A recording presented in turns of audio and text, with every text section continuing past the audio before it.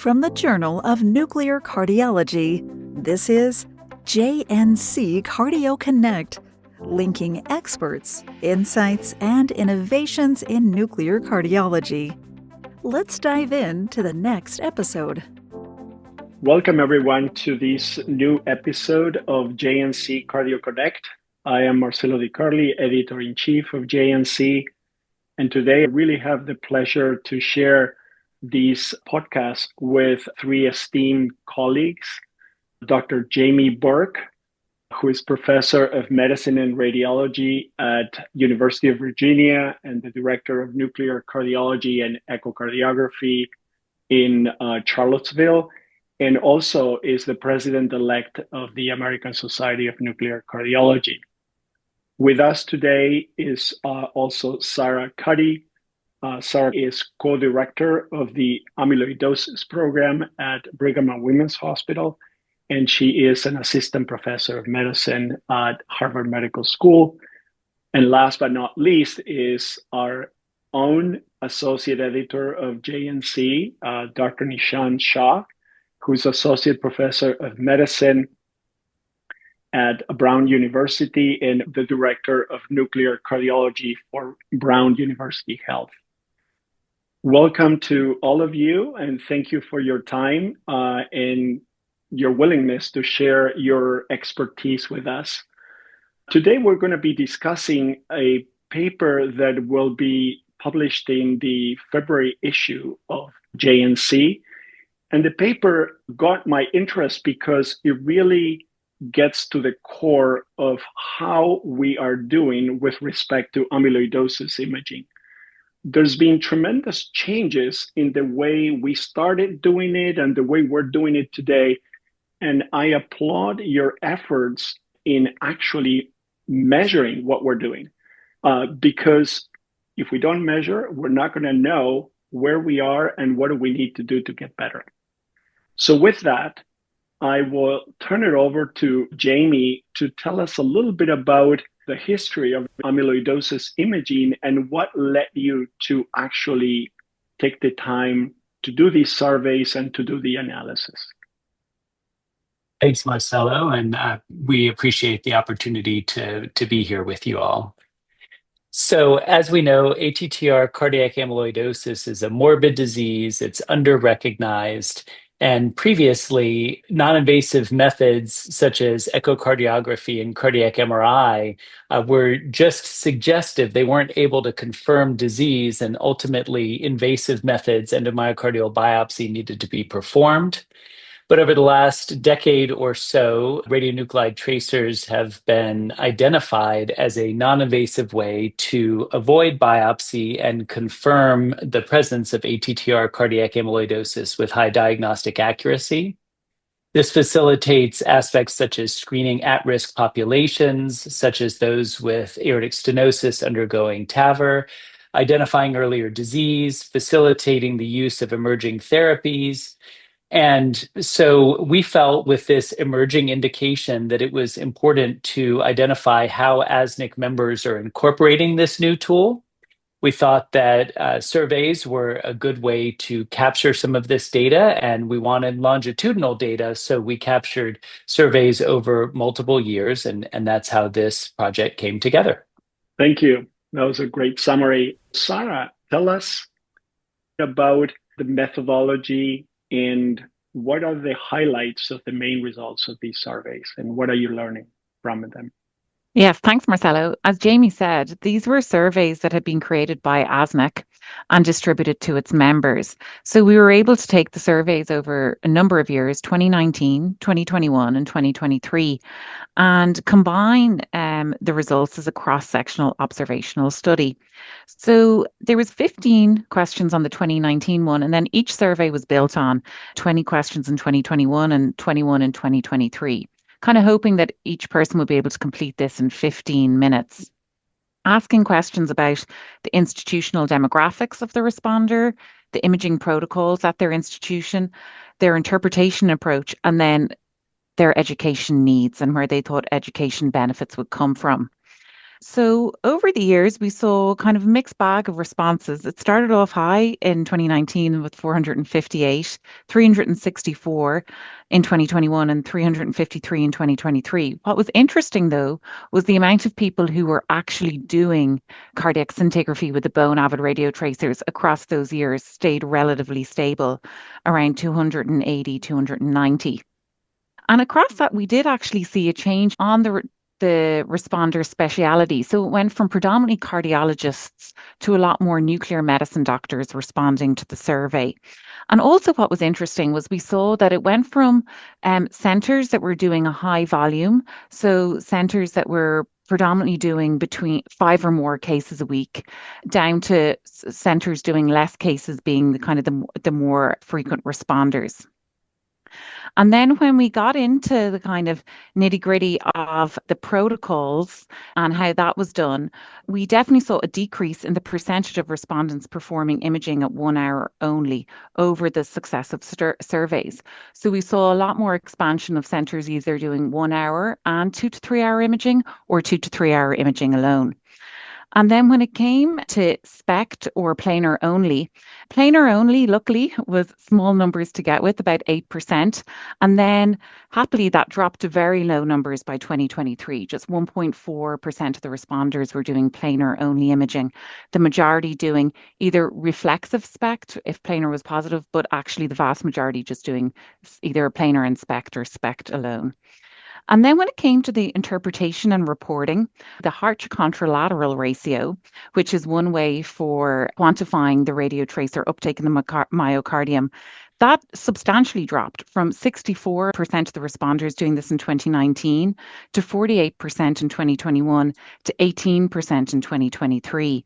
And concurrently, the use of visual grading alone increased over those years from 18% in 2019 to 79% in 2023. So we really saw a huge increase in those using visual grading rather than the heart to contralateral ratio for their interpretation and also for their diagnosis. We asked the respondents to talk about the barriers, and really there was kind of quite a broad range of barriers brought up to rolling out this type of technology. Referring physician knowledge was mentioned, as well as equipment, software concerns, reimbursement issues. And then they really highlighted issues with coding and study ordering also being barriers as well. And then when it came to areas that needed education, well, again, that was broad across the board, where it came to imaging protocols, study reporting, and appropriate clinical applications. What was really interesting, and I think really kind of encouraging for those of us in ASNC, was in 2021, just 24% of respondents had attended one ASNC course about cardiac scintigraphy with the bone-avid radio tracers. And then just 2 years later, in 2023, we saw that increase to 86.4% of the responders, with 81% actually have attending more than one course. So I think our educational efforts are getting there. So that's my summary of the results. And obviously, I'd encourage everyone to read the paper to get the full detail. Yeah, superb. And congratulations again. One thing that you didn't mention, but also struck me was that the survey was a good representation of all forms of practice, including community hospitals, academic centers, and private practice or single specialty offices. So I think it is truly representative and a snapshot of what is happening out there in the field. So Jamie, we got this under our belts. What's next? What do we need to do to keep moving forward? Sure. So thanks, Sarah, for a great summary. I think that what I found so interesting about this data and our conclusions was that it really highlights the arrival and maturation of a new imaging indication. And so we get to watch this case study evolve in real time. As Sarah had said, we saw obviously increasing use over time, as we would expect, a movement towards nuclear medicine and away from our cardiologists, which highlights the need to get aggressive education out to all sorts of demographics, including beyond some of the groups that may be our classic ASNC members. The other aspect in terms of the provider mix was that they were doing fewer studies. And I think this highlights the risk of suboptimal practices by groups. And so further need to reach those clinicians as well. So I think we need to really continue an aggressive educational opportunity and getting best practices out to these providers. I thought it was really interesting to watch as the recommendations as put forward in these documents came out, watching the practice by clinicians change over time was, I think, really interesting and heartening. It was good to see that people are incorporating ongoing best practices. I think we need to continue to do research to further hone our acquisition and interpretation reporting techniques. We need to refine our imaging indications, need to clarify aspects such as what we do with grade 1 uptake, use of CT, and then certainly our new PET tracers as they come out, and when and how we may do quantitation to look at response to therapy or disease progression. And then I thought it was great to see that a vast majority of respondents over time had taken some kind of educational offering from ASNC. And that group had an appetite for further education. And while there was a preference for web-based educational materials, folks had a fairly broad desire for multiple different formats. They wanted live workshops, they wanted case compendiums, on-demand materials, help sheets. So I think this really highlights the importance of ASNC continuing to offer multiple formats for education and offering a lot of educational opportunities, as well as to continue moving forward with additional guidance documents as this field matures. So I thought that our data really highlighted some important trends that can guide how we move forward. Yeah, I completely agree with you. And I was just thinking that we play such an important role in this disease, right? Because in coronary disease, there are many data points that people will use to make a diagnosis. But in ATTR amyloidosis is the scan. So if we get it wrong, we will drive management and treatment in the wrong direction. And I think the stakes are much higher. So the efforts that you and Sarah mentioned are key to make sure that all the community of people providing this service do a good job. Agreed. So, Nishant, you are a practicing cardiologist with an interest in amyloid, but you're also an editor of JNC. What are your thoughts on the future for our field in this area? Well, thank you so much for the invitation to join, Marcelo, and congratulations, Jamie and Sarah, on a wonderful paper. I think you've highlighted a lot of the important points. For me, the clinical implications here are pretty significant. First, I want to highlight that we've got even now a different name for this particular procedure. As of a document that we produced at ASNC, a quality metrics document that will be coming out shortly in JNC, we're calling this now cardiac amyloid radionuclide imaging. And that really helps us, I think, focus on the fact that we're doing this imaging not to look for bone per se, but really to look for the disease.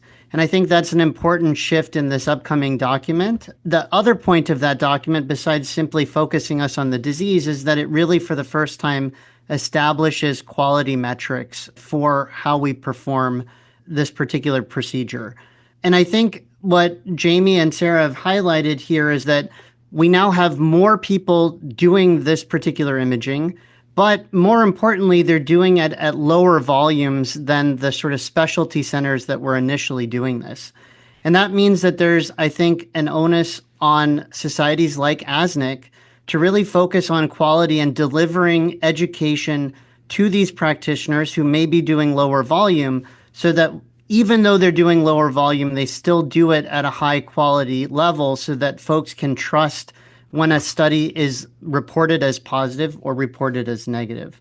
So I would just say for folks out there that are listening to take a look at that ASNC quality metrics document that was led by Dr. Fadi Haig. Jamie and I also had the opportunity to contribute to that document. The other thing that I would say is important from what Sarah and Jamie have found is that we're moving, as they said, from planar to SPECT, and then eventually to SPECT CT, and then hopefully in the near future with some of the work that Sarah and Dr. Sharmila Darbala are doing, maybe PET in the near future. And the important thing there is that not only are we getting better at diagnosing the disease with more accuracy, but what we should also remember is that the procedure or the imaging is actually getting more complicated. As you incorporate CT imaging, you really do need to understand how to interpret those CT images. You need to understand how to interface with either folks in nuclear medicine or radiology to be able to incorporate those elements into your report. And finally, the last thing that I'll say is that while these surveys were fantastic in giving us a glimpse as to what's going on, I think it really highlights the need that we need either a national, maybe US only, or hopefully an international registry where we really capture who is getting this testing, what are the results of the testing, and then importantly, what happens after the testing. How are patients treated? How do they do from an outcome standpoint? Because it's not really until we have a prospective registry that we can understand exactly what kind of impact we're making and how we can continue to get better in this space. Well, that's a great place to end our conversation. So I want to really thank you again, all three of you, for this wonderful discussion. Congratulations, Sarah and Jamie, again, for the very well done paper. And thank you for choosing JNC as the place where you publish your work. We appreciate that. JNC plays an important role in disseminating information, not just about original research, but information like the one included in the paper that is so critically important to guide our future efforts in this area. So congratulations again, and thank you so very much for your time.